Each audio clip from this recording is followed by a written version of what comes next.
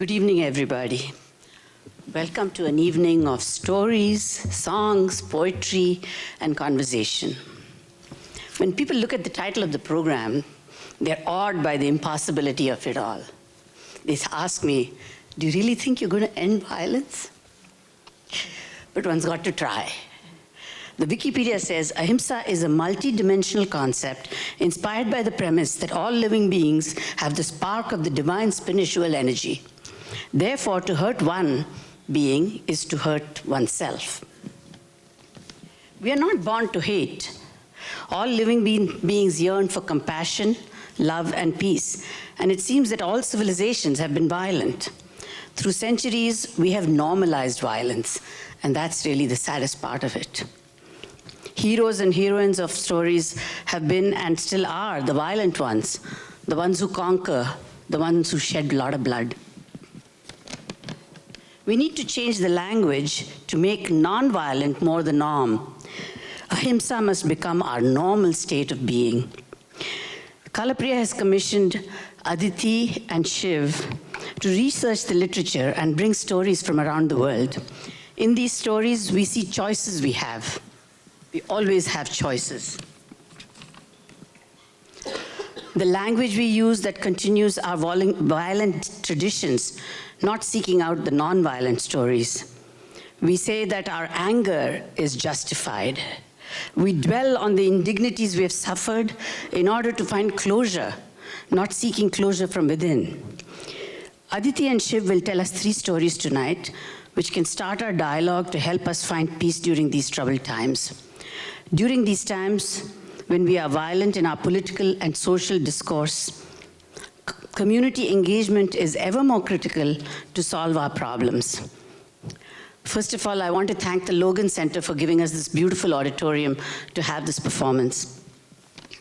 SAPRI is a very natural partner for us, the South Asia Policy and Research Institute. I can't thank them enough, especially my dear friends Padma Rangaswamy and Anne Kalile, who have dreamed big dreams for our community. Most essentially, I thank them for their participation. And Lisa Butler and her Voice, which is the organizations that she started, for engaging our Southside communities to start the healing process of what they have suffered. Let us start the dialogue today, and let us not stop talking to each other. Thank you.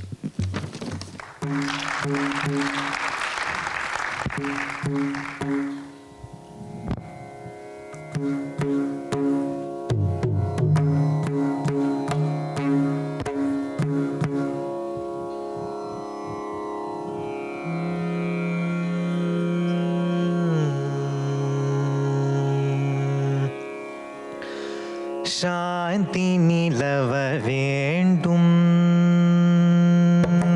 शांति निलव वेंडुम எங்கும் शांति நிலவ வேண்டும் எங்கும் शांति நிலவ வேண்டும் உலகிலே शांति நிலவ வேண்டும் உலகிலே शांति நிலவ வேண்டும் ஆத்மசக்தி ஓங்க வேண்டும் உலகிலே शांति நிலவ வேண்டும் ஆத்மசக்தி ஓங்க வேண்டும் உலகிலே शांति நிலவ வேண்டும் ஆத்மசக்தி ஓங்க வேண்டும் உலகிலே शांति நிலவ வேண்டும்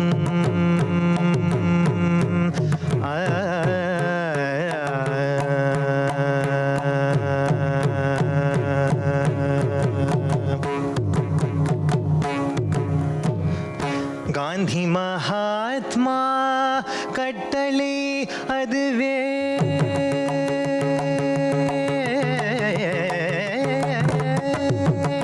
Gandhi Mahatma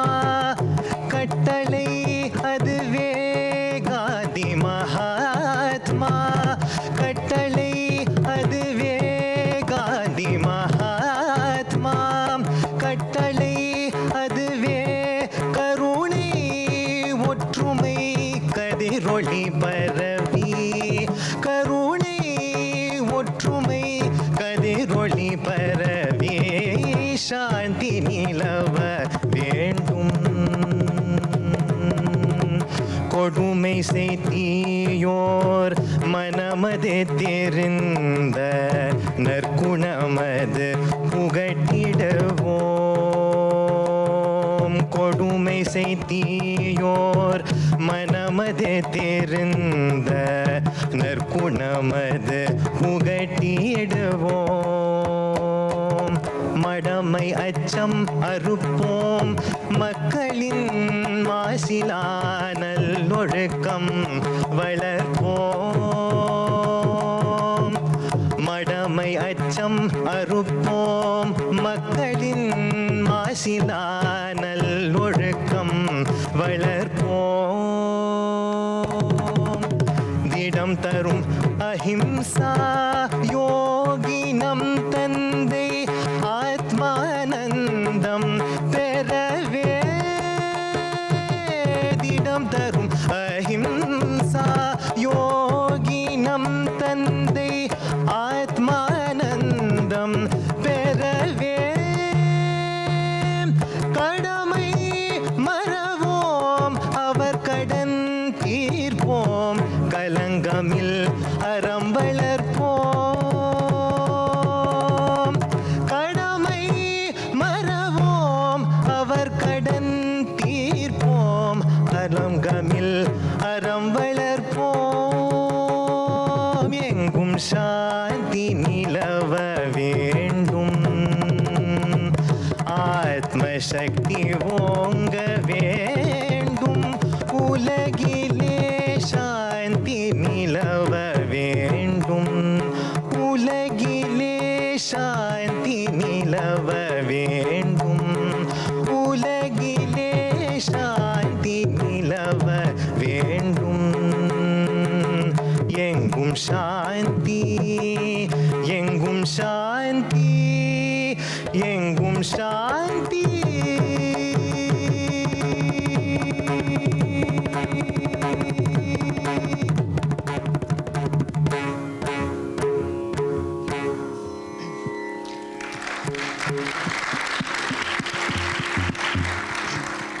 Shanti or peace. And Shanti nilava vendum means may there be peace in this world. Now, perhaps that's an obvious statement. Perhaps it's a very easy, convenient sentiment. But this evening, we want to poke at that and ask some actual, real questions about peace and ahimsa. Is peace or Shanti, is it a way of life? Is it a state of mind? Is it a pinprick that pricks at you as you are making a decision? Is it something that prepares you for what is to come, or that you must call on to see what's left behind? Is it a moment of decision when you have to either choose the path of peace or the path of disturbance? What do you do? What do storytelling characters do when they have the opportunity either to react to something or to let it go? We have 3 stories for you this evening whose characters face this very question, that moment of peace or something else. They stand on a battlefield, they stand on a ship, they hide in a forest, they look a white whale in the eyes, and they have to make a choice. What path will they choose, and what will those consequences be? And so, to think on this, we begin in ancient Greece, in the very first legal court of its kind. There is Athena, the wise and brave goddess. Many of you may have heard of her. And she's presiding over a case. The case being that of young Orestes, son of Agamemnon and Clytemnestra. And he has been brought up for having committed the most grave and most sinful of sins, killing his own mother. The prosecution is there to make their case, and they are angry. In fact, they are furious. They are known in Greece as the Furies, ancient goddess spirits whose job it was to control the emotions of the people of the land. They stand here in this court about to make their opening statement, and they are restless and they are provocative and determined that young Orestes be punished for his actions. क्रोधात् भवति सम्मोहः, क्रोधात् भवति सम्मोहः, सम्मोहात् स्मृति विभ्रमः, स्मृति भ्रंशात् बुद्धिनाशः बुद्धिनाशात् प्रणश्यति प्रणश्यति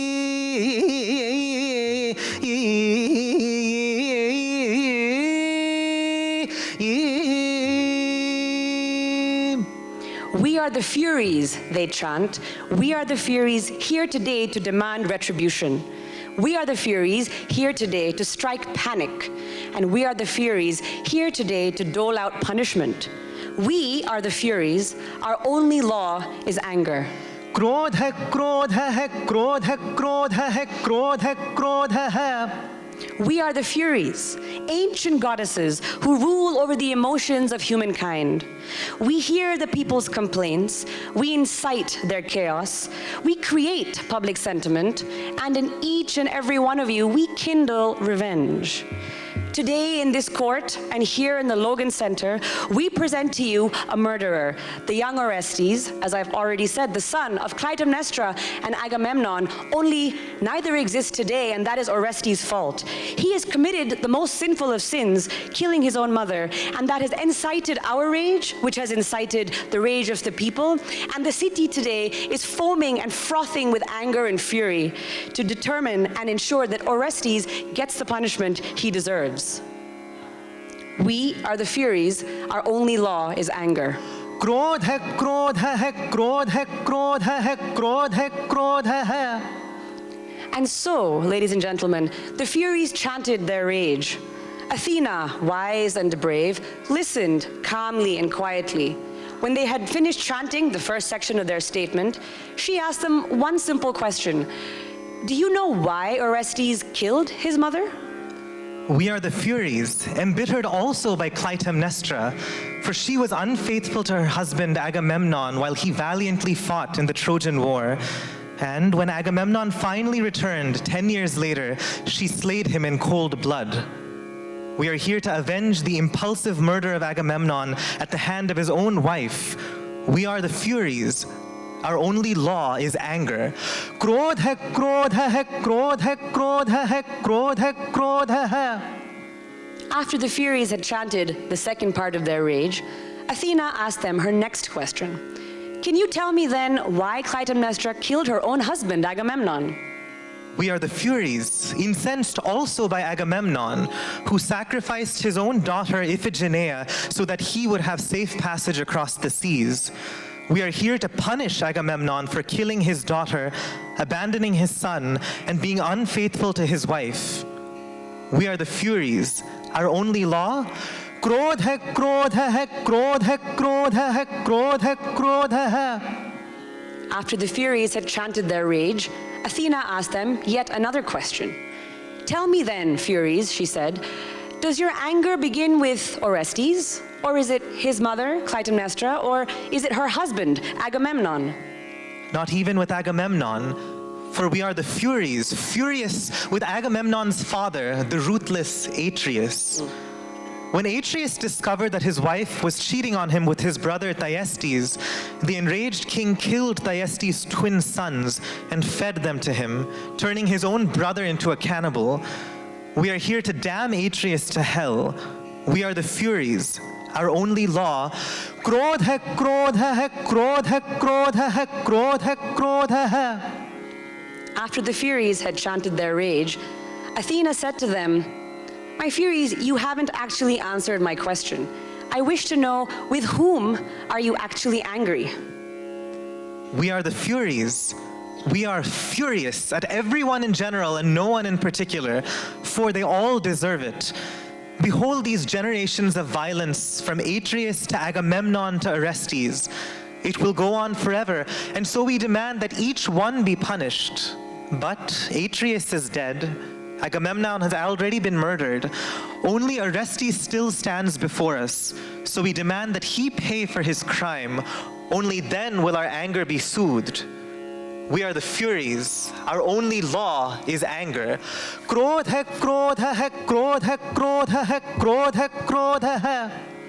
After the Furies had chanted their rage, one more time, Athena looked at them, her face still calm, still peaceful. she said to them, "Your anger can never be soothed in this way. If you only crave revenge and nothing more, nothing bigger than that, nothing beyond that, then you will never be satisfied."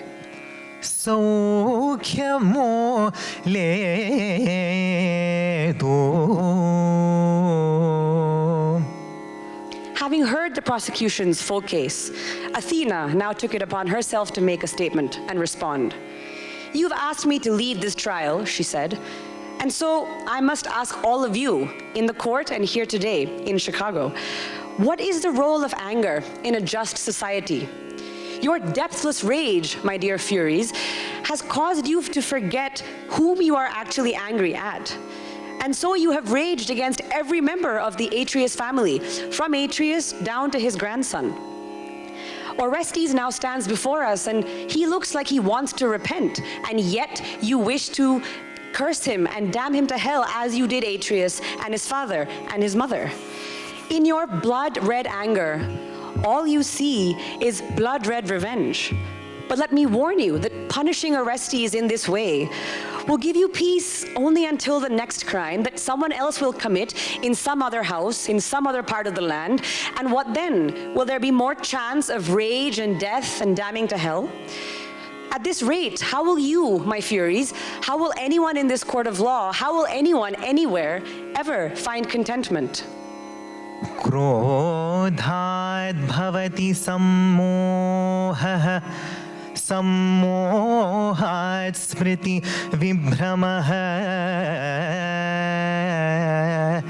Smriti भ्रंशात् बुद्धिनाशः बुद्धिनाशात् प्रणश्यति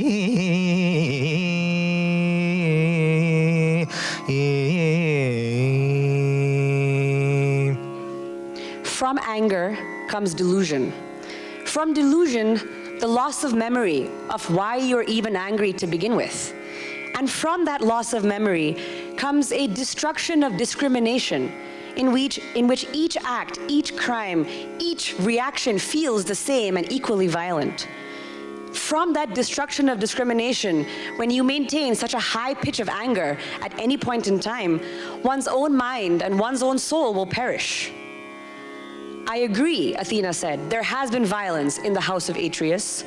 Just today, in your single opening statement, you have shown me murder, incest, betrayal, cannibalism, infanticide. But let me be clear that there is anger in the Furies as well, as they spread unrest and uncertainty and anger throughout the land. Both the house of Atreus and its people, as well as the Furies, are locked in cycles of violence and rage. And neither can sustain it, as we can see from this trial today.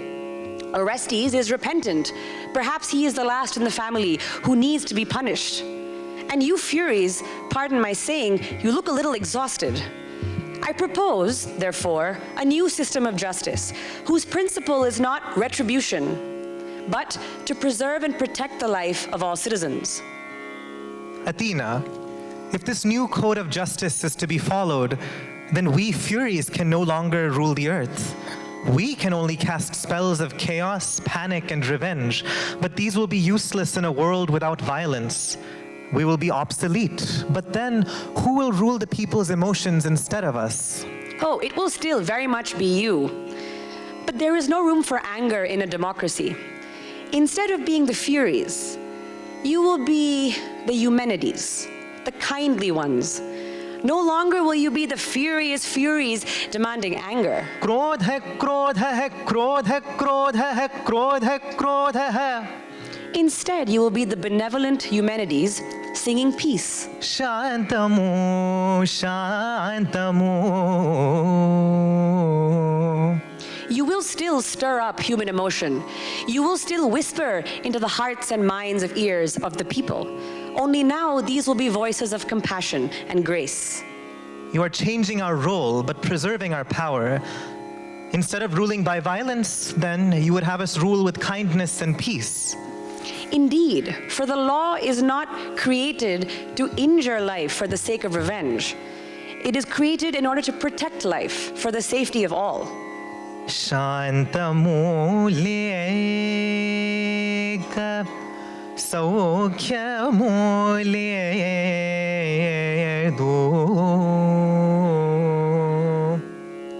without peace, there can be no contentment. Athena began to sing this song, and as she did, the Furies, no longer chanting, no longer so furious, had an opportunity to listen to what it was Athena was singing to them and actually saying. They were able to reflect on her vision for a future that was not ruled by our furious rage and emotions, but by something more compassionate and kind. Her song calmed them down. Your magic is working, they said. We can feel the hate, the fury slip away. Shantamuleka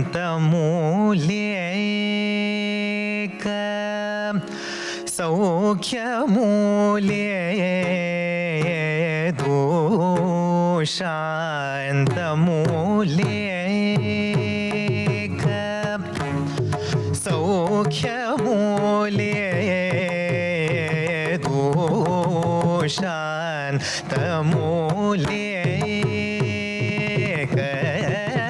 Saukyamule Do Shantamuleka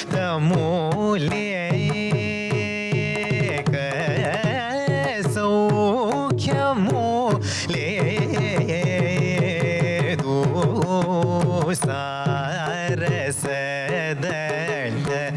Nayana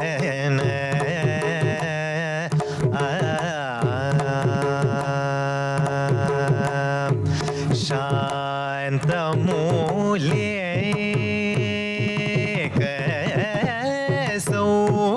Saukyamule Do Sarasadala Nayana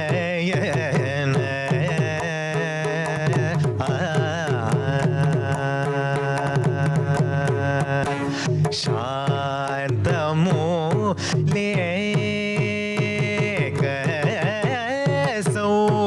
Saukyamule Do Sarasadala Nayana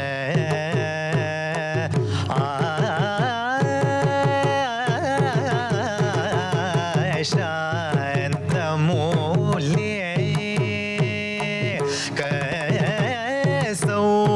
Saukyamule Do Sarasadala Nayana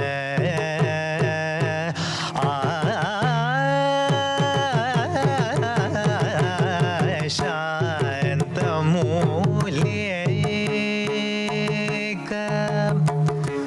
Saukyamule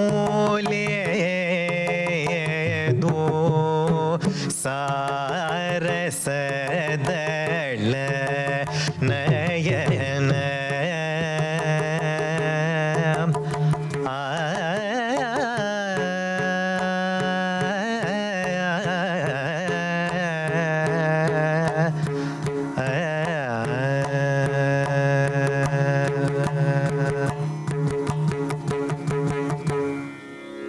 As Athena sang, the Furies began to feel themselves transform. Where once they had been, as I described, these fierce spirits with venom dripping from eye sockets, they now grew lotus-shaped eyes that gazed upon the world with peace and compassion. And so it was that a system of justice was born, with Athena as its home, as its presiding judge, with Athens as its home, and with the Furies as its moderators. Orestes repented for his violent act and was acquitted by the jury presided over by Athena. The house of Atreus moved into a peaceful mode out of the cycle of violence. And under the Eumenides, their rule, civic duty was transacted in kindness and law, and no longer in anger and revenge.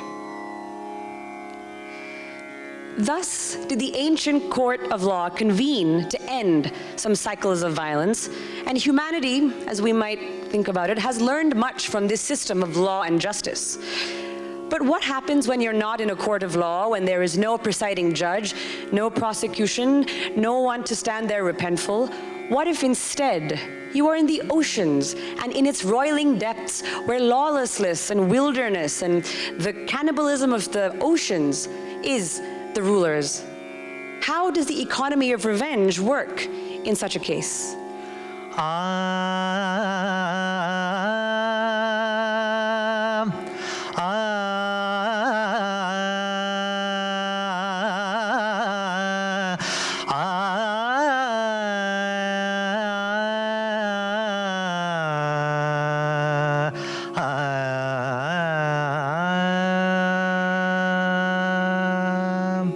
Let us set sail from ancient Greece and hop aboard a ship called the Pequod, where a certain young man named Ishmael will tell us the story of a captain called Ahab and a very large white whale called Moby Dick. Tanam tetanam tetanam tetanam tenam nam teta tanam tanam tetanam tetanam tetanam ta.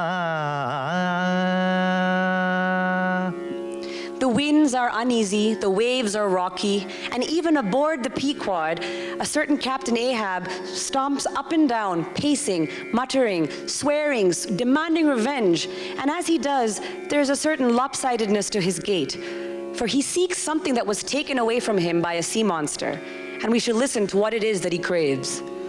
Tanam tetanam tetanam tetanam tetanam teta tanam tetanam tetanam tetanam tetanam tenam nam nam nam tenam tetanam nam tanam tetanam tetanam tetanam ta. On an earlier expedition, Captain Ahab and his crew had been sailing the 5 oceans when they encountered an enormous white whale.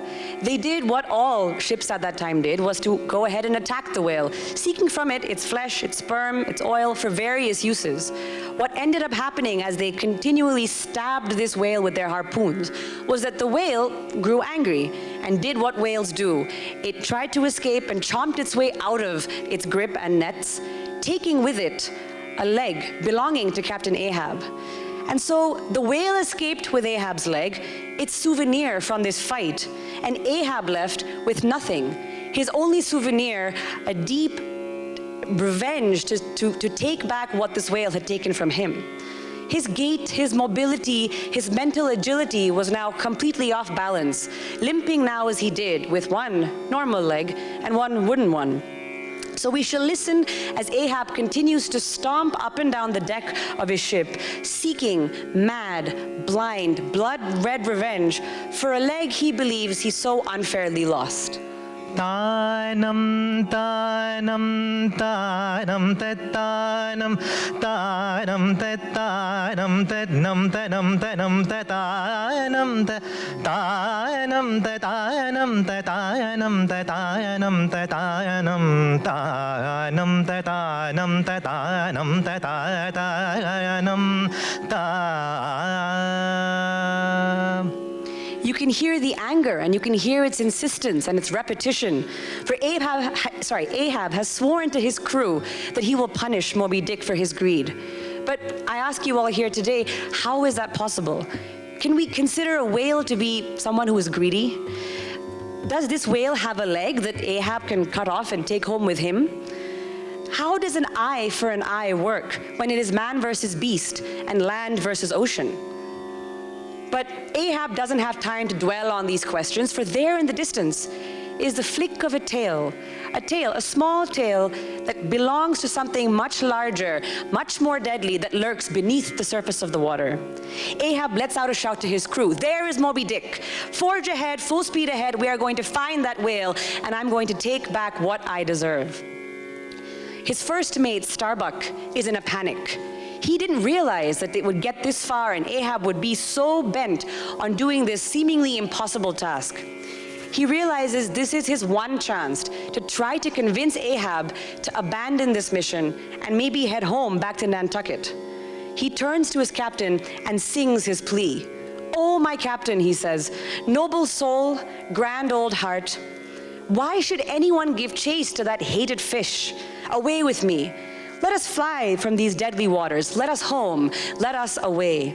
This instant, let me alter the course. How cheerily would we bowl on our way to see old Nantucket again. झाले समाधान. I have reached contentment, Starbuck says, earnestly, hoping to persuade his captain in this moment to surrender his oceanic revenge and choose the firm footing of peace instead. झाले समाधान तुमचे देखिले चरण.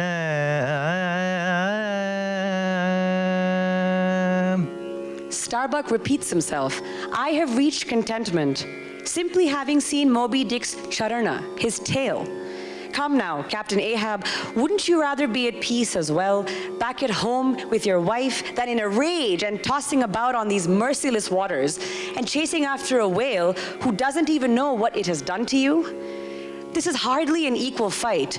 Your two-legged human rage against a non-legged oceanic beast of Mother Nature's creation. Let us end this futile mission now, Starbuck says, and return home to our loved ones. For if we don't, we may never see them again.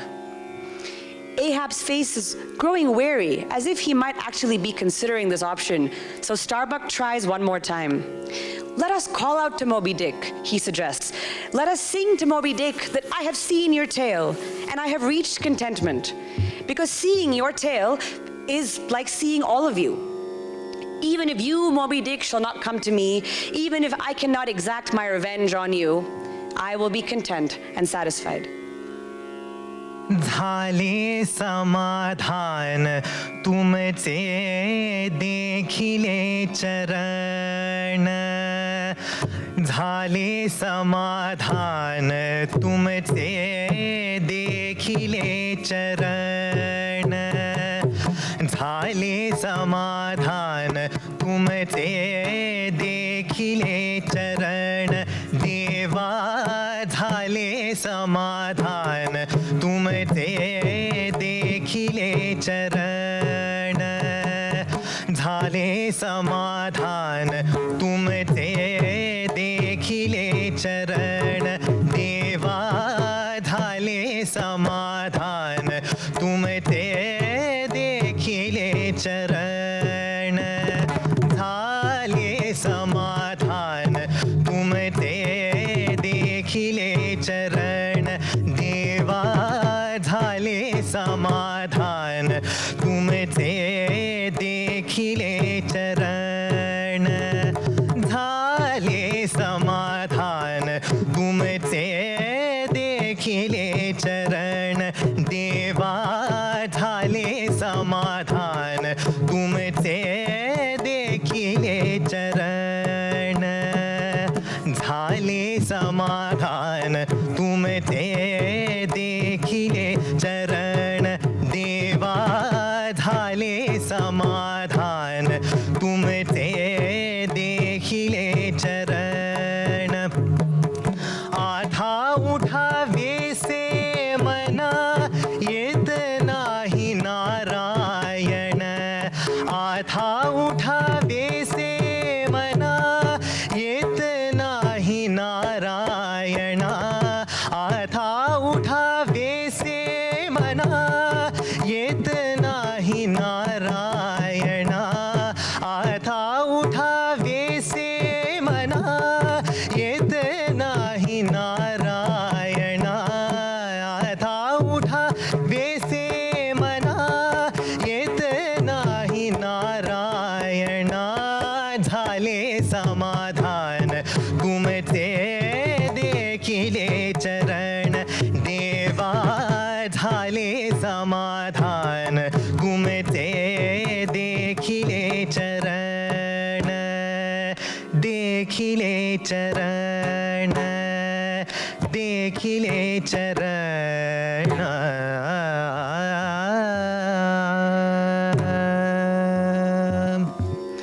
Ahab pauses and gives his weary frame and his tired wooden leg a rest. With Starbuck's song playing in his mind, he ponders all that he has lost because of this mad rage against Moby Dick. When I think of this life I have led, the desolation of solitude it has been, and how for 40 years I have fed upon dry salted fare, fit emblem of the dry nourishment of my soul. When the poorest landsman has had fresh fruit to his daily hand, and broken the world's fresh bread to my moldy crusts, away, whole oceans away from that young girl wife I wedded past 50, and sailed for Cape Horn the next day, leaving but one dent in my marriage pillow. A wife?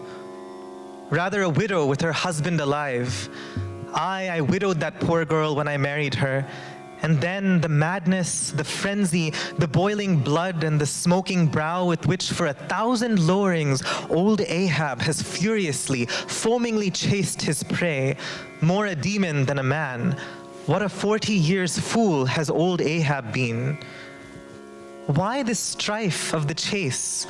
Why weary and palsy the arm at the oar and the iron and the lance? How the richer or better is Ahab now? The crew grew quiet, listening to Ahab singing of his own woes. Even the birds in the sky and the fish in the surface of the water came closer to hear what Ahab had to sing. The Pequod, the ship, seemed to be teetering as if it might turn itself around to head home. But then something flashed in the water.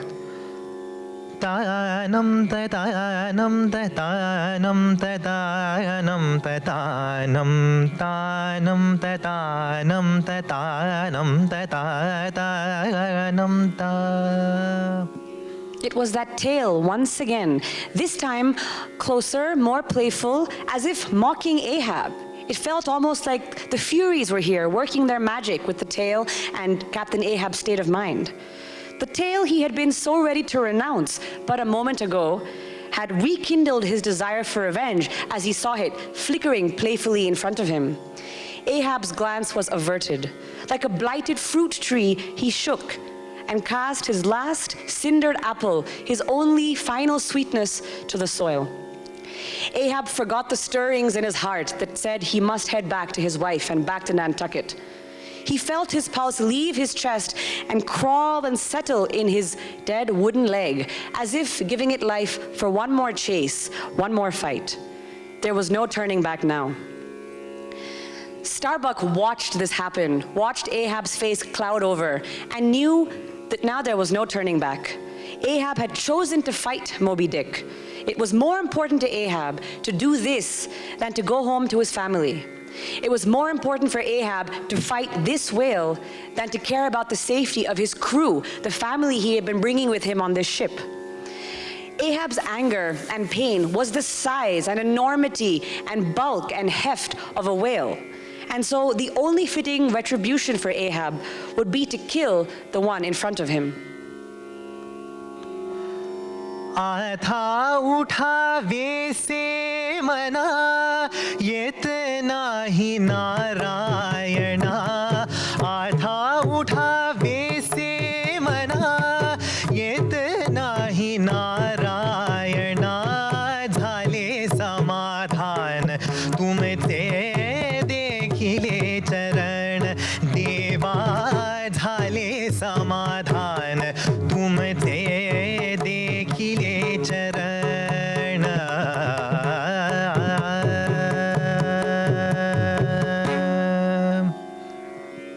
Ahab and his crew battled Moby Dick for 3 days. And for those of you who've heard this story before, if you've met Ishmael before we have brought him to you, you might remember that it doesn't end well for Ahab or anyone else on the ship, the Pequod, except for Ishmael, who manages to escape. Ahab had a moment to choose between peace and letting go, or revenge and a chase that followed it. But he didn't have the strength to let go of his revenge, and he and the Pequod paid the price. Let me remind you at this point of a verse we heard not too long ago from the Bhagavad Gita that sings, from Ahab's anger came delusion. From delusion, that loss of memory of whatever he had at home, waiting for him, loving him, and hoping he would come back. And from that loss of memory, the destruction of his own thinking, his inability to let go of that which he felt he had so badly lost. And so, as the verse sings, Ahab perished, along, in this case, with his crew. But we would like to ask this evening, is it always inevitable that this chain reaction that starts with anger must end in perish? Let us see what happens in a forest in northeast India, where a man not too different from Ahab is going mad for a body part. Only now it's not a leg that he craves, but an index finger.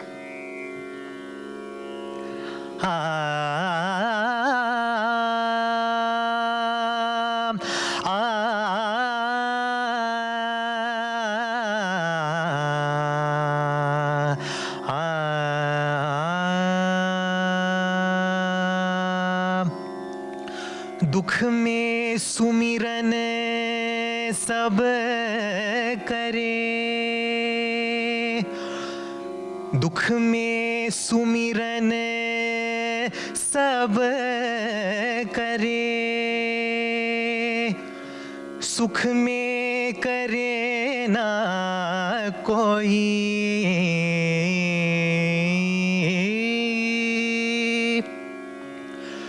दुख में सुमिरन सब करे, सुख में करे ना कोई, जो सुख में सुमिरन करे, जो सुख में सुमिरन करे, तो दुख काहे होई।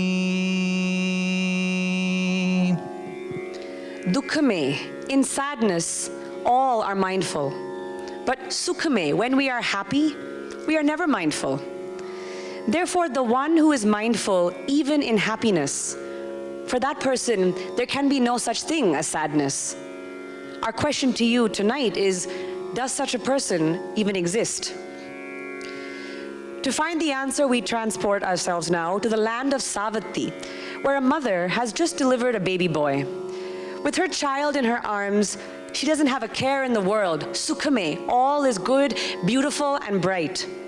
But then, there comes a voice from the heavens announcing that this innocent baby boy, just barely born, will grow up to become a violent man. That is his fate, and it has been decreed. This boy's parents, their happiness comes crashing down, and dukha mein, in sadness, they instinctively start praying, seeking help, seeking reassurance, looking for answers. We've all been in that situation, from sukha mein and happiness to dukha mein, and wondering where we will find our next help. As Kabir sings, as Kabir has just sung, in sadness, all are mindful. These parents, wondering what to do, decide they will give it their best shot. So they name their son Ahimsa, meaning he who is nonviolent, hoping that they can drape their son in an identity that is peaceful, and that will keep him protected from whatever it is his fate holds in store for him. They send him to the best teacher in the land so that he may learn to be good and righteous. Ahimsa is a focused and kind student, and in fact becomes his teacher's favorite. Sukha mein, in happiness, all seems to be going well. His parents are happy and reassured. The child is growing up to be a bright young man, and his teacher is extremely happy with his progress. But dukha mein, it doesn't last long enough, for Ahimsa has classmates, and they aren't too thrilled by the fact that this boy has stolen the attention of their teacher. They suspect that there must be something about this Ahimsa that nobody knows. And so they start prodding their teacher and poking at him and suggesting that maybe this boy is too good to be true. Their guru, their teacher, can only listen to these kinds of threats and suspicions for long. He eventually decides that he must test his student for himself. Ahimsa, you have excelled as my student and are in the final stages of your learning. Ahimsaka is thrilled to hear this, for this is his chance to give his guru what is called as a guru dakshina, which is an offering you give to your teacher at the end of your studies to thank them for all of the time and wisdom they have spent on you. Ahimsaka asks his guru, "What can I give you? The sweetest fruits from the forest, the most beautiful clothes from all over the land? Would you like money? Do you want me to travel all over the land and spread the wisdom of your words? Anything you ask from me, I am ready to do." I want you to bring me back 1,000 fingers. Ahimsaka thinks maybe he's misheard his teacher. 1,000 fingers? 1,000 index fingers from the right hand of 1,000 humans. It was such a precise demand, and yet so confusing and so vague. But this was Ahimsaka's Guru Dakshina, and he had to complete exactly what his teacher had asked him to do. So, feeling dukhame, sukhame, he set off for the forests, heading back to Savatthi, not far from where he had been born, and hid behind trees, waiting for passers-by so that he may do as his teacher had asked and extract fingers. At first, having chopped off 1, and then 2, and then 5, and then 10, and then 50, he hung them up on a string between 2 trees where they would be safe and away from all the animals on the ground. But instead, it was the birds who enjoyed pecking at these fingers and letting them fall to the ground, pieces of rotting flesh. He remembered his guru's words, which were that he needed 1,000 index fingers, and these fingers no longer looked that way for all that the birds had pecked from them. So he decided instead to wear them around his neck like a garland. He therefore earned the nickname from everyone around the forest who had heard of this scary man who came after you for your fingers. They gave him the name Angulimala. Anguli is finger, Mala is garland. And Angulimala was now this horrifying figure who hid in the forests, killing people for their fingers. With each finger Angulimala added to his garland, Sukhame, he felt in happiness that he was following his teacher's orders. But with each of those same fingers that he clasped around his neck, a piece of flesh from a dead body, let me remind you, it didn't feel so pleasant. His neck became heavy, his back ached, and really his state of mind was not Sukhame, but Dukhame. दुख में सुमिरन सब करे, सुख में करे ना कोई, जो सुख में सुमिरन करे, तो दुख काहे होई. Over many months, Angulimala collected 500, 800, 900, and then 999 fingers, all rattling and clicking around his neck. Just picture that for a moment. He had turned into an indiscriminately violent man, no longer the Ahimsaka from his studies, but Angulimala, hungry for human flesh. He had come to the point where he needed just one more finger, and conveniently, from his hiding spot behind a tree, spotted a monk walking across the forest, seemingly without a care, oblivious and happy, carefree. Angulimala was delighted, for he knew he would be able to easily catch up to this monk and take what he wanted. This was no king riding on a horse. This was no trader with several people surrounding him. This was just a measly young monk. But try as Angulimala might, he couldn't catch up to this man, whose gait was slow and whose feet were bare. Eventually, Angulimala had had enough. "Stop," he cried out, holding and shaking his dagger in front of him, pointing it at the back of this monk. "Whoever you are, stop. I am Angulimala, and you are dead, and your finger belongs to me." The monk turned around. He had long ears that swayed in the forest breeze. His eyes were half-lidded, half-closed, as if he was almost half asleep. And across his mouth, or across his face, stretched a beautiful, permanent smile. This was no ordinary monk, and when he spoke, Angulimala felt his heart stir. I have stopped. It is you who haven't stopped. You want my finger? It is not mine to give, but yours to take. By all means, take it. Angulimala did not know how to react. Who was this strange monk who was completely at peace with Angulimala's fatal demand? Whose smile didn't waver at the sight of Angulimala's dagger? Who was ever mindful in sadness and happiness alike? जो सुख में सुमिरन करे तो दुख काहे होई. The monk stretched out his hand toward Angulimala, both in surrender and in blessing.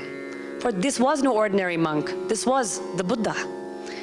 Angulimala still was having trouble processing this. There were no screams, no panic, no shivering, no tears, no begging for his life to be saved. Instead, this monk was perfectly peaceful, seeming happy to give this man what he asked for, and not at all sad to be losing his own most sacred thing, his own life. Never had it been so easy for Angulimala to procure a finger. There was usually a chase involved, and hacking, and blood, and gore, and then a finger he could string around his neck. Angulimala didn't know what to think.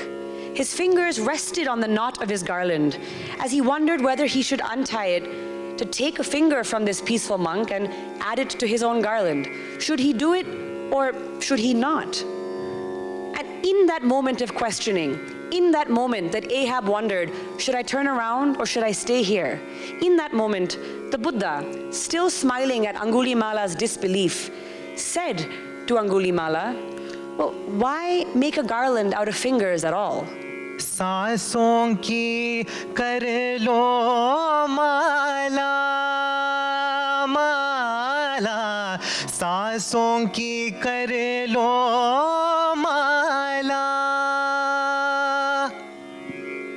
Why make a garland of fingers when you can make one of breaths instead? Think of how much effort and concentration it has taken you to make the garland you wear now around your neck. You've had to hide in the forest. You've had to chase strangers and kill them. The burden of your garland weighs heavily on you.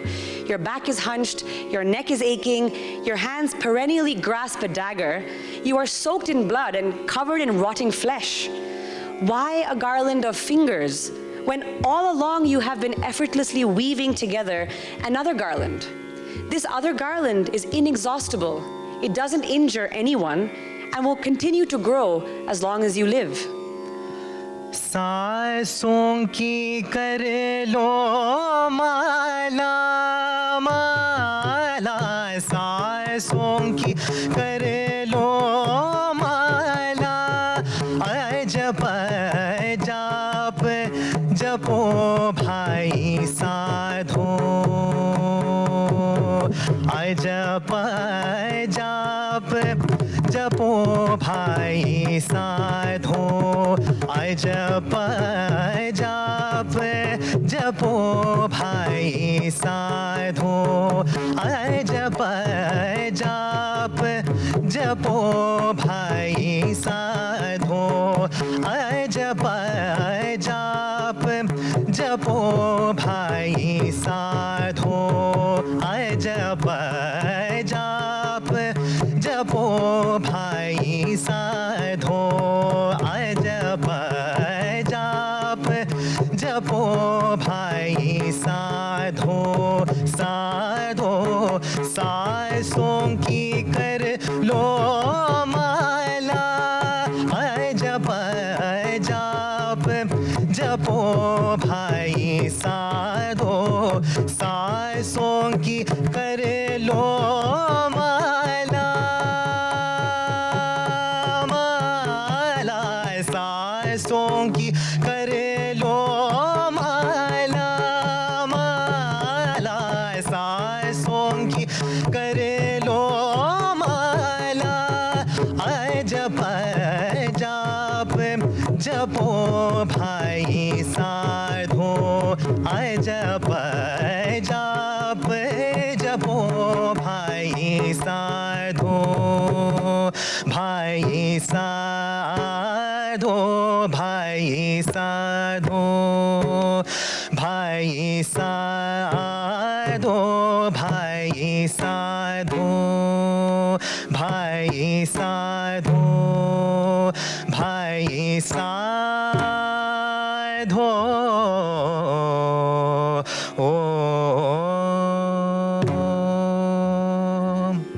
Bhai, the Buddha addressed Angulimala, someone who was about to kill him, as Bhai, brother. Shift your mindfulness, he said. Do not seek the closure of a garland of fingers that you must knot around your neck. Instead, seek the openness of your garland of breaths, which is always weaving itself. Angulimala, still in that moment, chose the other way. He lowered his dagger. And in doing so, that garland of fingers, heavy, rattling, clicking, rotting, weighing down his neck and reeking of blood, all of it disappeared.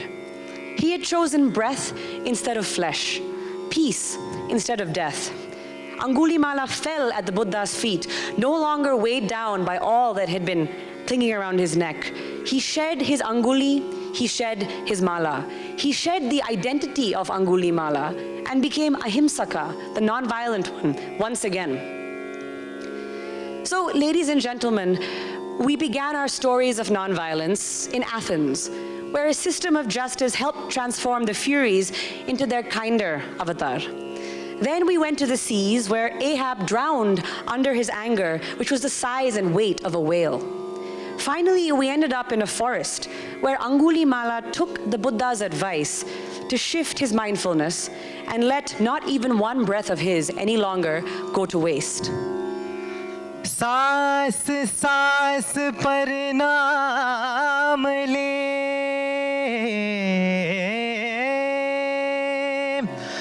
सांस सांस पर नाम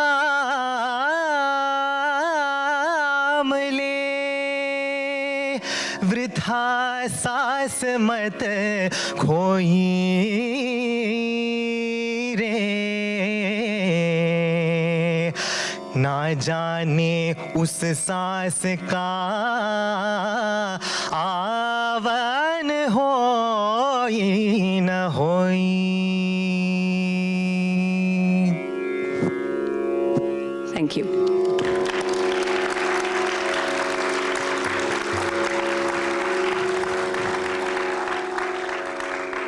Thank you, thank you. Vishwak, thank you very much. Without percussion, it doesn't all fit together. Thank you. There's nothing much to say. The stories stand for themselves. This is the beginning of an experiment that we are undertaking, where Aditi and Shiv will add more stories to their repertoire. We will be converting these stories into a dance drama that Kalapriya will perform in September, these first set of stories. And the story will continue. But the stories are useless if we do not have conversations around them. Because each story can be interpreted in its own way. We can continue to be furious like the Furies. How many of you have heard this story, even though we keep studying Greek mythology? With that, I want to move on to the panel discussion. Where's Aditi?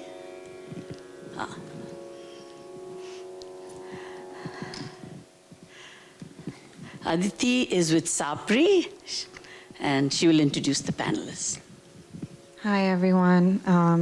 Again, thank you for the wonderful performance. I think I was furiously taking notes. There were a lot of themes that I think our panelists can touch on today and kind of flesh out some more. So first, I'd like to introduce Payal Kumar. She is a Chicago Desi Youth Rising Collective member and a University of Chicago student. So if you could join us up here.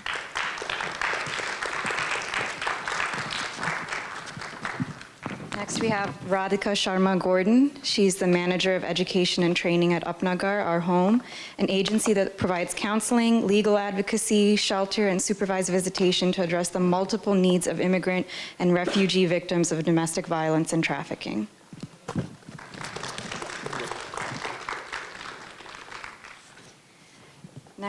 Next we have Ahmed Khan. He's the Director of Operations at the Indian American Muslim Council. He has served on numerous civic and nonprofit boards, including as an elected community representative on a Chicago local school council.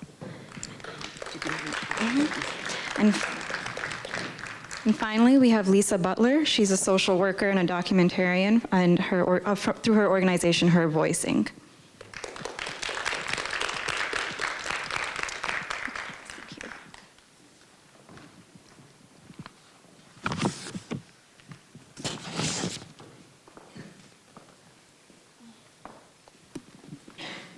So I think some of the themes that I pulled out from the performances were cycles of violence, the purpose of anger, confrontation, pain, strength, the choices that we have to make in the face of that, loss, grief, sadness, the burden that that causes, and how systems can help transform some of those feelings into different feelings. I know that we've heard these stories and talked about how this may impact individuals. We have like some kind of understanding of how violence may interplay with an individual's emotions, but I'm curious to hear about your perspectives on systems. So as communities grapple with violence, how can we take some of the lessons that we've heard today and translate that into either the work that your organization does to address violence or you individually in the work that you do to address violence?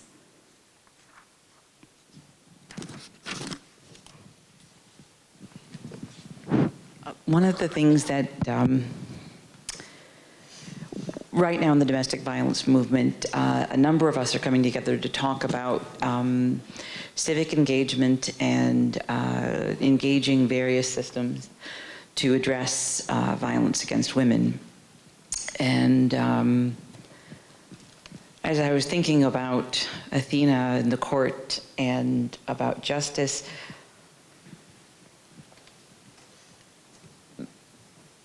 as much as one might want to be driven by peace and to seek out peaceful solutions, and there are very brave and patient people who are willing to do the exhausting work of restorative justice when it can work, but for so many of us, while Athena might have been benevolent and wise and just, most of our justice system, as such as it is in the United States, has failed us and is failing too many of us. And so whether it's domestic violence victims, whether it's a single mother who ends up being used as a drug mule and then suddenly being incarcerated. Our incarceration rate of women in the last 15, 20 years is 8 times what it used to be. Primarily women of color, primarily lower income women. So today in Ohio, 15-year-old Brescia Meadows had another hearing, a young African-American woman who the justice system and the family protection system had failed multiple times. And then I'm assuming, because I don't know, but I can only assume that feeling that there was no other form of justice, the man who had repeatedly hurt her and her mother, and whom the police had allowed to continue and hadn't removed from their home, she shot in her sleep. She shot in his sleep. She shot the man who had been abusing and terrorizing her family for so many years. She had run away from home, and the authorities still hadn't served and protected the family. And she felt that this was her only option. And her mother said, my daughter is my hero, because her daughter was able to do what nobody else had done, which was end the terror. So justice isn't blind. Justice, such as we know it in this country, is not even-handed. It's not balanced. So our challenge is what song will soothe our hearts. Athena was able to sing a song that soothed the hearts of the Furies, but I don't know what that song will be. in the times that we're living in right now. Obviously, Apnagar does not subscribe to violence as an anger to violence, and we work very hard to get out, to root out violence and to address the precursors to violence. But such as it is right now, it's very, very difficult for women to achieve justice in our current system.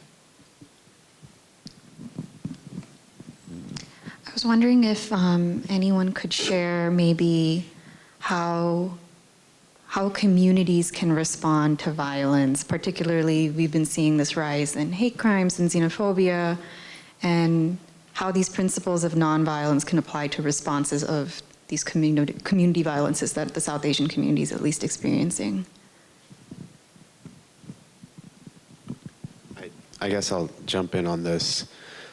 It's not necessarily, I mean, it's a recent experience and endeavor that I participated in. And I'll kind of preface it with this, that definitely anger is a natural phenomenon. It's a healthy phenomenon. Without anger, the flip side could be happiness, but it also could, there's a middle point of apathy. And sometimes I feel that it is almost a disease in particularly South Asian communities of apathy. And I, you know, having observed it for the last decade, it's sometimes out of helplessness when we as organizations or people who are civically engaged do not step up to the plate to encourage others around us or show them that it's not dangerous, that it's not easy. People tend to start taking a passive, apathetic route. And I think the recent endeavor that kind of I learned, you know, was able to experience this was, you know, in relation to the Muslim ban that came up. And, you know, while the word is Muslim, so sometimes we may try to pigeonhole or peg it into certain types of communities or demographics. But when I'm sitting there, so I'm getting calls from people of Indian American descent, worried, freaking out for their families. People who have called and said, I've never been stopped at an airport, but I got stopped for 2-3 hours and I was still questioned. So this is one of those things that sometimes perhaps South Asians, maybe Indian Americans more particular, living in some sort of confusion of, you know, we have to try to be a model minority, and by, you know, that will exclude us from the violence and that will exclude us from this discrimination. That is false. That is absolutely false, because people of a certain region still look like each other. Our names are still very foreign, no matter how many generations we have lived here, how many generations more than others, people in our families have lived here and whatnot. There still is, you know, an uncomfortability out there. And so I think the efforts that were put in towards fighting against the Muslim ban, particularly out of my experience in the Chicagoland community, the morning of the announcement of the ban, when word started getting around that due to the confusion about it, the lack of information on both airport official side, a lot of this stuff was happening. And, you know, we didn't reach out to just a certain demographic.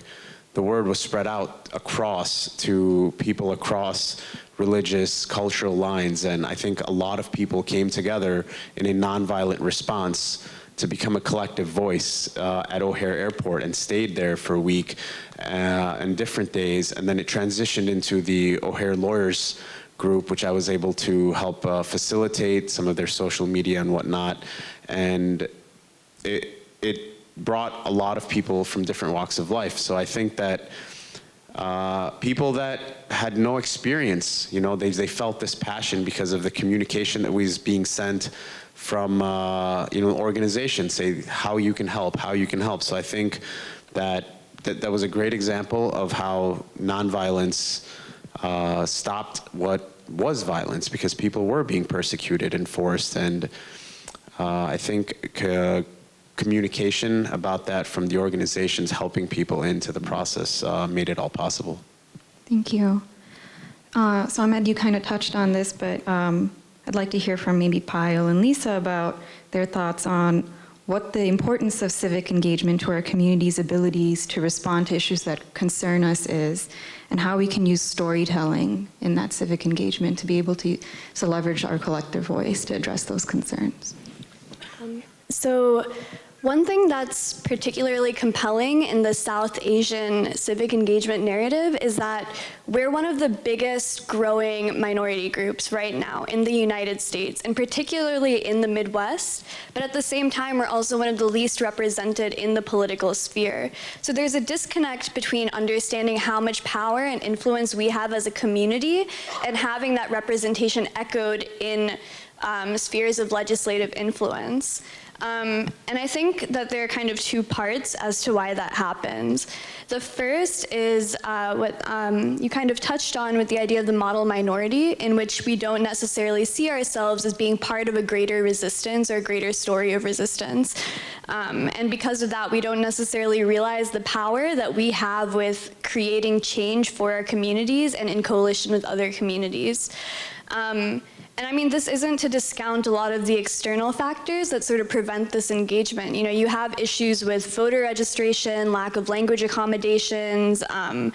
There are issues that always pop up of harassment at the ballot box. So there are a lot of external factors that prevent our full engagement.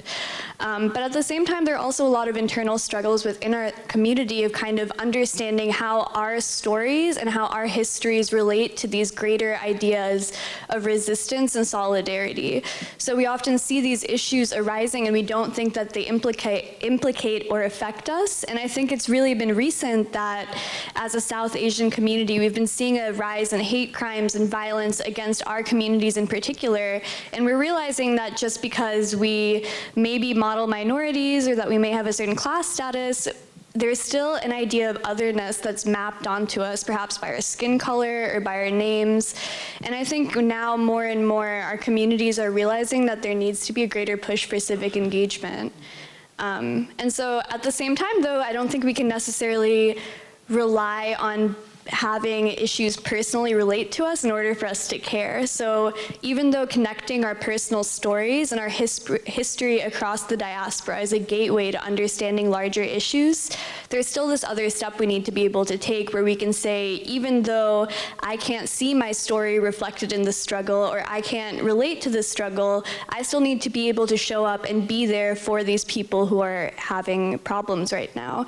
And understanding that, you know, we might be a part of that struggle, whether it's directly affecting us or not, but realizing that our civic engagement and our influence can be extremely powerful to being able to imagine a better future for our community and other communities. And I think the idea of storytelling and art in general is a really powerful tool to do that. Because as artists, we're able to imagine new futures and think of new possibilities beyond what we're growing up with or what we might know at this current time. And as activists and organizers and community members, we're able to connect our personal stories and the struggles that we're seeing to work towards something that is better and beyond what we know. Thank you. So storytelling for me is one of the reasons why I decided to produce and direct this documentary.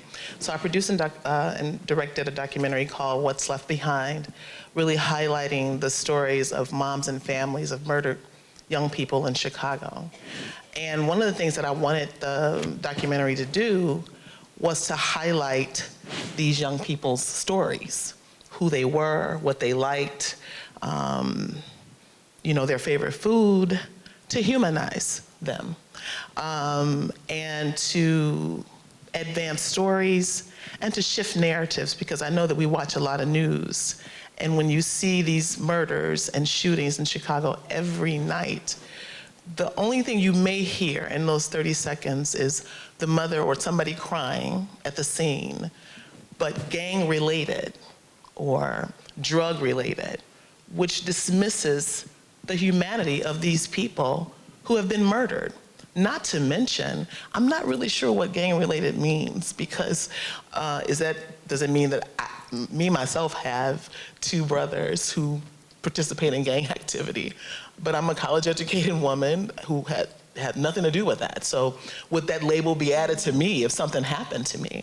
And so what I wanted to do with this documentary was just that, tell stories, have people look at these families who are traumatized and have so much unprocessed grief, and understand that these young people are human, and that these families are humans, and nobody in this room who has a child or a loved one could even imagine going through this kind of trauma. On the flip side of that, I'm hoping that civic engagement springs from people watching this documentary. What can I do? How can I help? Besides kind of sitting back and saying, well, that's not my community. Because at this point in Chicago, it's everywhere. And so I kind of wanted to use that documentary in that way to tell the stories of these young people. Thank you. So is Ahimsa, this is a big question. So is Ahimsa an outdated concept? Like, how do you think it's relevant today or in your work?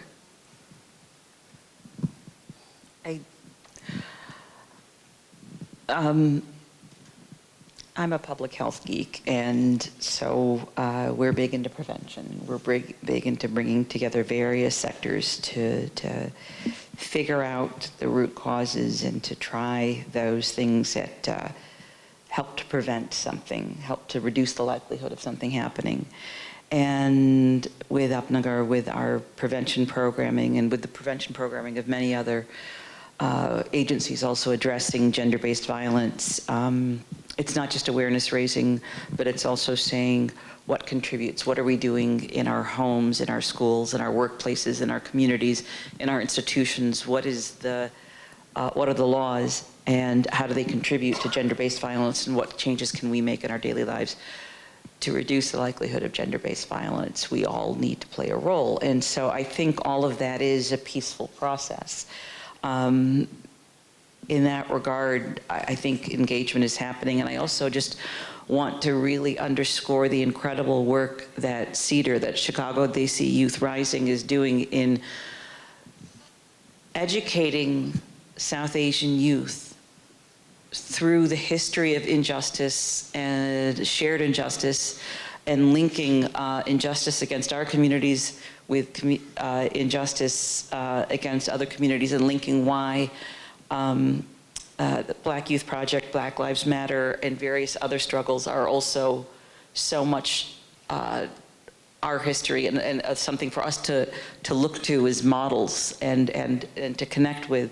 And so just know that there's this incredible work that's being done through Chicago Desi Youth Rising, through these young people who are being led by justice leaders and activists who are teaching through history and through leadership development and through teaching effective storytelling. Our young people are doing, something is being done that wasn't being done as much before, a concerted effort to raise up South Asian leaders who have a shared sense of history with various other oppressed communities. And so I think that's also an embodiment of Ahimsa. And we need to remember the connection. We need to remember that Martin Luther King went to India with Coretta Scott King. He spent the night in the very room where Mahatma Gandhi slept. And he studied very much those principles. And so we have these shared histories that we need to remember. And I think that the South Asian community stepping out of its bubble and being willing to rock the boat and to join hands with other struggles is going to be another embodiment of Ahimsa that we just need to encourage amongst our youth. I just wanted to add to that. I was actually thinking about that question earlier as well with the performance that was going on, and I think that though Ahimsa itself is not necessarily an outdated concept, I think in many ways it requires us to kind of rethink how we define violence. In many ways, I think we think about violence as a very deliberate action, something that an individual might do, and we also have to consider the way that certain violent actions and certain forms of violence are upheld by historical, social, and economic systems. And so when we're talking about Ahimsa, we can't necessarily, we can't necessarily condemn maybe someone who's rioting to protect their neighborhood while at the same time turning a blind eye to something like rising rent costs that might be pushing people out of a certain neighborhood, or deportations, or sexual violence and the systems that enable those things. So I think that we have to think about Ahimsa in a way that doesn't at the same time reinscribe a lot of the same issues and hierarchies that force people into violence in the first place. And I think that when we think about Ahimsa and the idea of nonviolence, it means being able to think about the larger structures that play into why someone might act out in a violent way, or that might create systems that cause people to be angry or dispossessed, while at the same time equipping communities with the tools to be able to negotiate conflict in a way that doesn't force them to hurt other people or put their own lives in danger. So I think that when we consider nonviolence, it has to be in a way that doesn't make us condemn people who sorely need help and need to be centered in thinking about resistance, while at the same time fighting against larger structures of violence and imagining ways in which those no longer need to have so much power. I just wanted to say that I've thought a lot about and talked the other night a lot about, people ask me all the time, what is the solution to ending the violence in our communities? I don't know, but I do know the ways in which structural racism and institutionalized discrimination acts out violently against communities. And then what I believe is that we're seeing that being played out on the street. And I agree with you. I think until we can start having real conversations about why people can't go to schools that they actually learn something from, why they can't access health care and mental and emotional health care, why they can't get jobs in their neighborhoods, we'll continue to see what we're seeing in the streets. And so for me, the end of violence is not just talking about it, but really deconstructing structural racism and having those conversations about equality. Because if things are equal, then we end violence tomorrow. People have access to certain things. So I definitely agree. And I just actually wanted to take one step back on some points that were brought up earlier, but it was very, very important. I think, having experienced civic engagement on various different levels, every step of the way, the importance of storytelling and the arts constantly was emphasized. Because there's a lack of that in those fields. I think nonprofit work, civic engagement work brings out great technical professionals. I mean, I've worked myself in communications and marketing within, but there's only so far that even my imagination pushes a story. And I think what we saw on stage today was magic. I think that it conveyed certain basic concepts in such elaborate ways that we saw, the depths weaved in and out. And I think that we've always encouraged in our work when we've had volunteers come through to our efforts that please step up, and try to look out for people like that. So I think I do encourage people that are either involved in that. I mean, sometimes what happens is somebody's like, I'm good at music or I'm good at poetry. Well, what does advocacy have to do with me? But they can do advocacy through their poetry. They can do it through their music in ways that I technically cannot. And so just wanted to highlight that point. And just to kind of bring it back to, I think, I don't think Ahimsa is an outdated concept, but I do agree that the construct of what we perceive Ahimsa to be, nonviolence, sometimes is confusing. I think, we hear these stories of, sometimes people tend to think Ahimsa means passiveness, that, where you're gonna sit under a tree and meditate and that's how you're gonna solve something. But I believe that, agitation is key to that, to resist. There's elitist corporate structures that do prey on individuals, on weak individuals. And I do think that, standing up against that, protesting, nonviolence is advocating for legislation. I think some major legislation in this country has happened because groups have gathered together and shown their collective voting power. The one experience that I've had in my life is we were advocating to an elected official and they said, show me the numbers. That's it. They said, show me the numbers. I have constituents on one side that do vote, and they prove that to me. They show, if you would like that, then come to the table with that. And so I think that's something to be cognizant of. We can make all the efforts we want, we can, but I do believe that voting power, transitioning our protests, transitioning our advocacy into voting power, particularly if you're looking at it from a community construct, empowering South Asian communities, I think that's very important.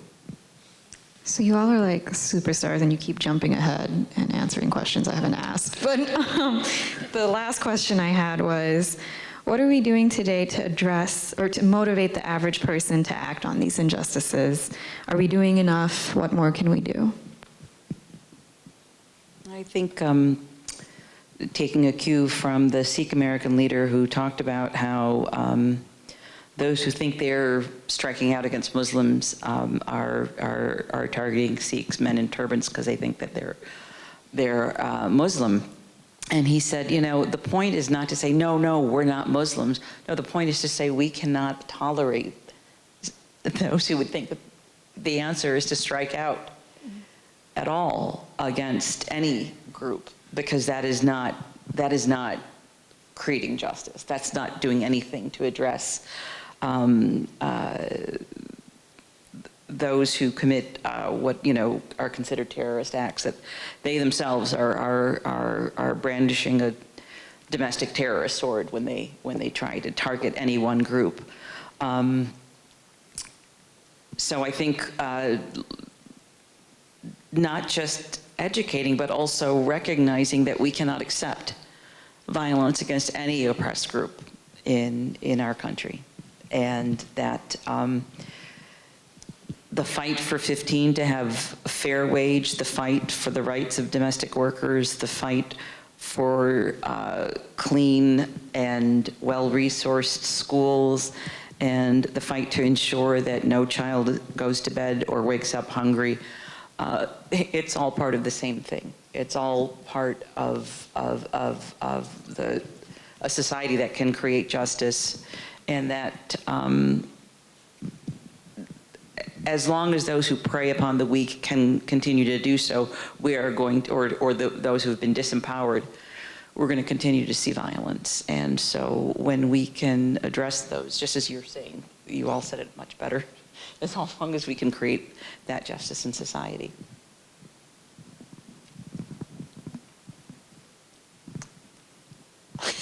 So I was just going to add to what she said. So for me, this violence in Chicago, and not just in Chicago, all over the nation and in urban centers, while it is bad and we want it to stop, I, from a spiritual perspective, kind of feel like this has been an evolutionary trigger in Chicago. You see people coming up with all kind of innovative ways to address it and look at it now. And me going to social work school and then deciding, oh, I'll just spend that $91,000 and then go do a film, kind of highlighting these stories. So people are, I want to feel like these young people aren't dying in vain, because if we have the shift where people start to think about ways in which they can deconstruct some of these bigger issues, then we'll see less violence, I'm hoping. And I do see people really thinking about this, especially in Chicago, because of the numbers of ways that we can curtail some of that. So I'm hopeful.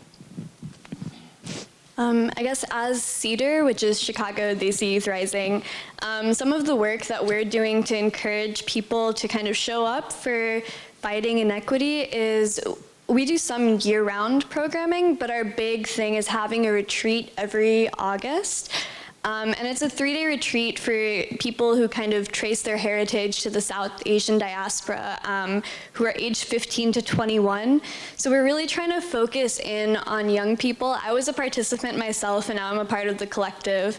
And we're really trying to focus in on young South Asians who oftentimes are activated and have been thinking about these issues, but don't necessarily know where they can look in their own communities and in their own neighborhoods to kind of find the tools to do something and to kind of make the change they want. And as someone who also was a part of some activist spaces that weren't necessarily South Asian before I was a part of CEDAR, another thing that really frustrated me was not being able to see how my own personal story and cultural identity connected to being able to organize around community issues. So through our retreat, we try to have workshops with guest speakers, and we try to create spaces, intergenerational spaces specifically, where young people who are South Asian can learn how to connect their own family histories and personal identity to the issues that are happening in Chicago and in their communities in general. So, I mean, some of the cool things that have happened was we have alumni from CEDAR who I'm friends with who have been really active in CPS with organizing ESL students to have better school experiences. We've had alumni from CEDAR who have organized summits at their high school. So if any of you are familiar with the SAME Summit, it's a South Asian Middle Eastern Summit at Evanston. Some participants of CEDAR were able to organize that so that at their school they had a space to talk about the issues that South Asian Middle Eastern students were facing. So part of the work that we do towards justice is making sure that we can create dialogue within our communities and equip people with the tools they need to really go out and create change themselves.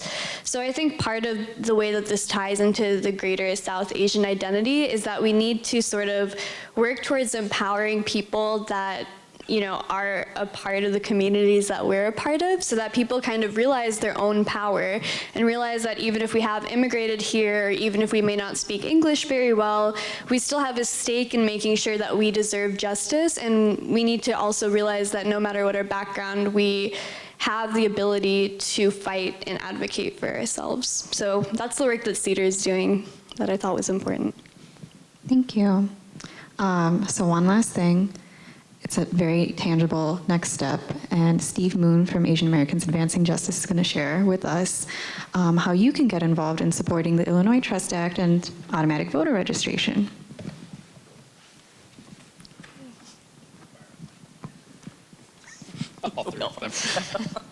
Peace, everyone. My name is Steve Moon. I'm the Director of Organizing at Asian Americans Advancing Justice Chicago. I just want to start off by saying thank you to Sapri for this wonderful event. I'm blessed enough to work with a couple of the folks on the panel here. Radhika's a board member of Asian Americans Advancing Justice.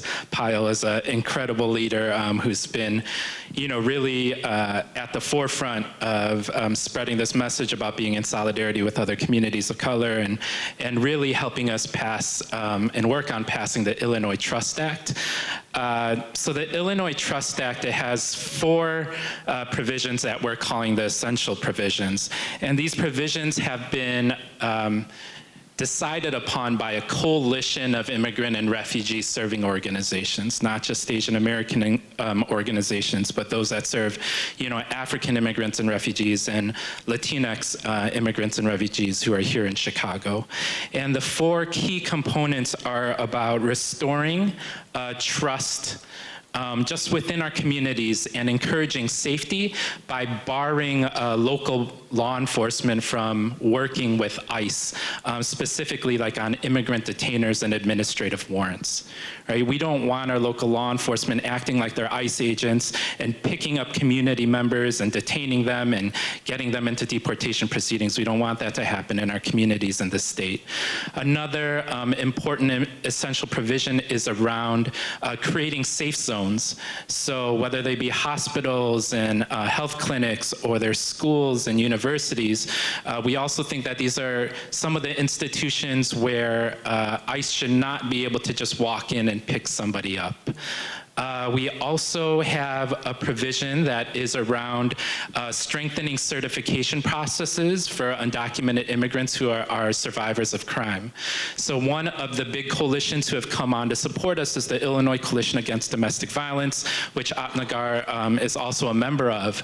But one way that this helps is that it improves the certification process for survivors of domestic violence. I come from a home that experienced violence myself, so this is a very important issue that's close to my heart. And it basically strengthens, so survivors who are undocumented, who may have their immigrant status held above them, and that's one of the tools that the abuser uses to control the survivor, that they would be able to go and apply for a U visa and get status here in the United States. So we really want to strengthen that process. And finally, you know, we've talked about the Muslim ban. We do not want a Muslim registry or any registry that is based off national origin or religion here in the state of Illinois. And that has thankfully been something, as we talk to legislators, that hasn't been a difficult push. So with the Illinois Trust Act, where is it now? So 2 weeks ago, we were able to get it out of the Senate in the Illinois State Legislature, and that was not an easy task, but we pushed really hard, and Senate President Cullerton has been a strong proponent of this bill. After that, we have to get it through the House. And some of you may know that the deadline to do that is basically the end of this month. And so we need the help of all of the community members here, your friends, your family, to really advocate for getting the Illinois Trust Act. The code for it is SB 31, Senate Bill 31.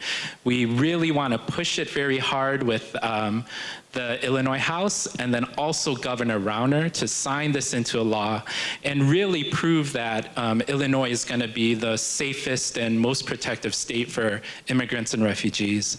And a lot of what was spoken about here, you know, what I heard you all speak about was it comes down to values. It's values of love, it's values of justice, it's values of equity. No matter what your racial background is or religious background is, that is the type of solidarity we need across our community. And so some people look at the issue of undocumented immigrants as something that impacts like the Latinx community and doesn't impact the Asian American community. Well, for the South Asian community, I think the numbers are about 19,000 undocumented immigrants here in Illinois, about 450,000 across the United States. And not that that should matter. That should be the prerequisite for us to stand up for a law that's about justice and equity. But it is something that impacts Asian American communities too. And so, you know, if you all go back to your communities and you talk to people, and, you know, I think the big message that we want to send as far as the urgency around this bill is that, you know, we need to protect everyone in our state. You know, if any of us are going to be safe, if any of us are going to, you know, really be able to live our lives with dignity and with our humanity being honored, we have to serve each other, we have to stand up with each other, we have to be in solidarity with each other. And I know all of the panelists here are doing that in different ways. The performers, it was an incredible, beautiful performance, so thank you so much for that. So if you are interested in helping us, as I said before, we are really in crunch time for this bill. I have postcards that you could fill out that we will deliver to legislators, and we are also asking people to make calls to legislators and the governor. So if you're interested, please find me. I'd be happy to give you a postcard and some more information about how you could support the Illinois Trust Act. So thank you very much. Thank you. Just to underscore the importance of what Steve has just said, domestic violence advocates, lawyers from Lifespan and others have said they have not been able to get a single DuPage County somebody from the state's attorney's office, the sheriff's office, or the police to agree to simply sign the certification that, yes, this victim of a crime who is committed against them is now participating in the criminal justice process as a witness or as a victim, you know, in assisting the prosecution in seeking justice against the perpetrator. And they've not been able to get a single person to sign off on the certification for a U visa. A U visa being a visa granted to a person here in the United States who was the victim or witness to a crime in the United States and is willing to participate as a witness in prosecuting, seeing that crime prosecuted. In a statewide call to other domestic violence shelters serving a lot of Latinas, they're seeing decreases in the number of women seeking orders of protection for fear of being being picked up and deported and separated from their families by virtue of going to court to seek justice against their abusers. And we have children living in terror every day. My nephew turned in terror the night of the elections and said to his mother, you have citizenship, right? You have citizenship. Our children are daily worrying about the possibility of being separated from their parents, and are not, Devon Street businesses and organizations are saying they're seeing a decrease in the number of people going out in public for fear of being picked up and swept away. So please call your state representative and let them know that you support this legislation, because people are not going out in public, they're not participating in seeing their perpetrators prosecuted because they're so afraid of being deported. It's unjust. Justice is being delayed, justice is being denied. So it's incredibly important legislation. We're very lucky to have advocates like Asian Americans Advancing Justice picking up the mantle for us. Thank you for setting that context. And everyone, let's give a round of applause to our panelists.